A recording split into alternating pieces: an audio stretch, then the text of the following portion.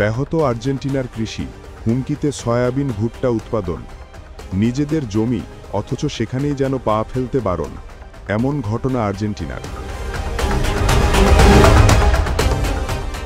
ভয়াবহ বন্যার কারণে নিজের কৃষি জমিতেই প্রবেশ করতে পারছেন না দেশটির মধ্য বুয়েনোস আইরেস প্রদেশের কৃষকরা।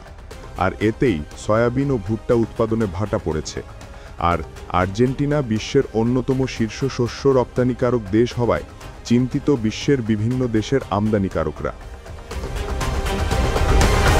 স্থানীয় কৃষক আলেজান্দ্রো ভ্যালান প্রতি বছর নভেম্বরের মাঝামাঝি সময়ে শস্য রোপণ করে থাকেন। তবে এবছর বন্যার কারণে এখনও ফসলি জমিতে প্রবেশ করতে পারেননি। মধ্য বুয়েনোস আইরেসের একটি এলাকা প্লাবিত হওয়ায় জমির প্রবেশপথে আটকা পড়তে হয়েছে তাকে।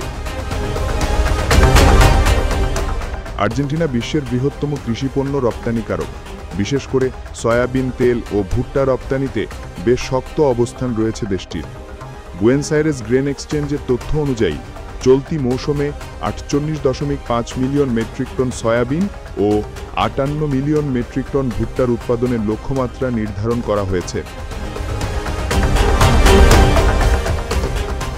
গ্রামীণ উৎপাদকদের সংগঠন কার্পা বলছে, গেল 4 মাসে বৃষ্টিপাত স্বাভাবিকের চেয়ে অনেক বেশি হওয়ায় বুয়েনোস আইরেসের মধ্য ও পশ্চিমাঞ্চলে প্রায় 1.5 মিলিয়ন হেক্টর কৃষি জমি নষ্ট হওয়ার উচ্চ ঝুঁকিতে রয়েছে। কৃষকদের আশঙ্কা, বিশাল জলাবদ্ধতায় ডুবে যাওয়া জমিগুলো বাকি পুরো মৌসুম জুড়ে অকেজো থাকতে পারে। এতে ব্যাপক ক্ষতির মুখোমুখি হতে হবে তাদের।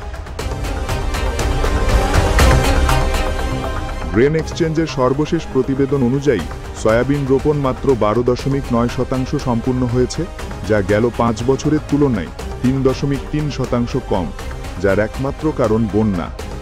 এছাড়া আর্জেন্টিনার প্রধান কৃষি প্রদেশ বুয়েনোস আইরেসে ভুট্টা রোপণে উল্লেখযোগ্য সময় লেগেছে বলে জানিয়েছে বেশ কয়েকটি কৃষি গবেষণা সংস্থা।